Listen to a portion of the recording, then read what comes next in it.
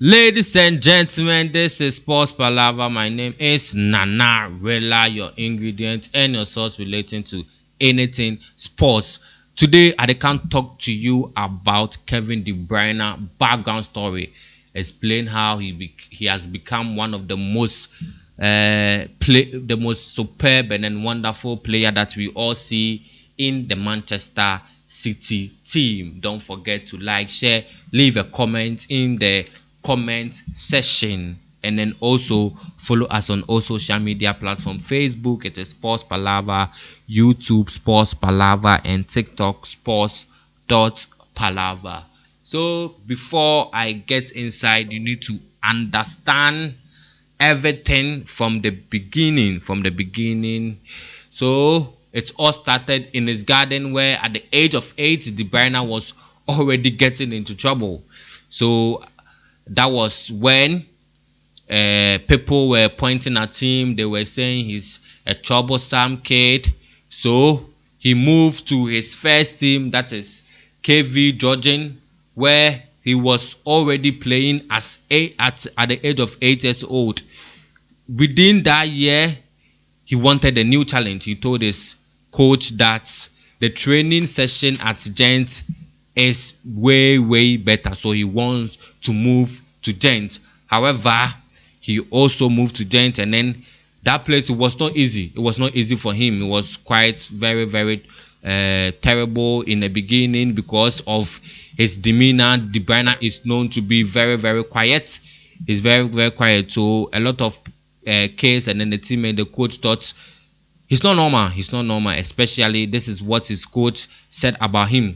He's stubborn, but I can see that is what made him so great. So over the time, he became one of the exceptional players at the club. Genk pursued it across. He went across to pursue this dream at Genk. It was during that period that he first experienced his major first heartbreak after spending a year in a boarding house with Genk. You know, Genk was far from his home, so he had to stay with a foster family. That is how the club arranged for him.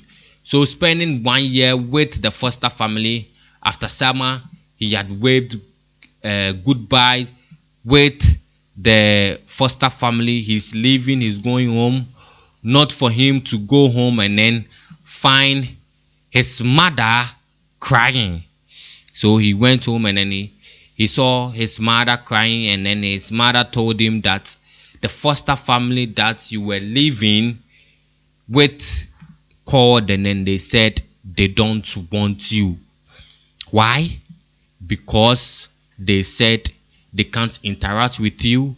You are too difficult, and then it is all about you. You are the problem. Because they can't interact with you, they don't want you over there. These words broke the player down. Yeah, that is what he said in his interview. It broke me down, but then it also gave me fire in my eyes. So after that, he went back to Genk. After the summer, he was training. He took the club in a fire mode where everybody was seeing him. De Bruyne was getting the numbers. He said to himself that it will be okay in the next 2 months. He has moved from the Genk team B to the team A. No matter what, this is what he said, no matter what, I am not going back home as a failure. At that point, he was already 16 years old, and then he had played just few matches, but then he was getting the numbers. This thing that happened with his foster family put fire in me. That's what he said. It was very mad. So De Bruyne was moved to the first team. That I said, in 1 month he has scored 20 goals already. So in few months, the foster family came back. They came back, and then they said that they want the player. But then before they even said their words, De Bruyne turned them down, and they said, now that you see that I'm on form, I'm on fire, you want me back? He didn't agree to go back to the foster family. So fast forward, he went back, and then he started trading, getting goals and assisting at well. At the age of 19, he was already the best young player in the team. He was already being successful. his career in Genk was very, very, very, very strange. At that moment, that is where Chelsea came in the picture, and then they wanted him to be the Frank Lampard replacement. But then it was very, very short because he was sent on a loan to Werder Bremen in the Bundesliga, where he established himself as the brightest emerging talent in the world of football. Despite Werder Bremen struggling with relegation, he was able to deliver and then got 10 goals and 9 assists, earning the youngest player in the year. So he was continuing getting everything that he wanted. He went back to the Premier League. Mourinho was also criticizing him. That was when another second tragedy happened to the player, where his girlfriend, his childhood girlfriend, cheated on him with his childhood friend and ex-academy and then international teammate Thibaut Courtois. But then the thing that made it worse was that the girl was also making a fuss about it, confirming the scandal was true, went in on and off social media, granting interview and talking about it, that Thibaut Courtois gave her more in a night than Kevin had ever given her in 3 years. So this was actually broke down the player. To be fair, the girl said that it was in a form of revenge because months ago DeBruyne cheated on her. But then this is not how you go about it. But let's move on. Despite hitting this and then getting this in his head, Mourinho was his neck trying to make DeBruyne one of the best player in the league, but then still it wasn't working. His stay at Chelsea cut short very, very easily. So he was also sold to Wolfsburg, returning back to the Bundesliga. Once again, DeBruyne turned his frustration into motivation on the pitch, and then he showed maturity that same year. He was the Belgium top scorer, and then he made sure that he qualified the team to World Cup. He was very, very pivotal in the group stages. Yeah, that is, he was part of the players that made the national team secure their first tournament in 12 years. In the next scene, he was very, very masterpiece and then very key ingredients in the Wolfsburg team, where he scored 16 goals and then scored 2 goals against Bayern, and then ended Bayern first defeat in nearly a year. So he led Wolfsburg to a title race. The Wolfsburg was second in the table that year.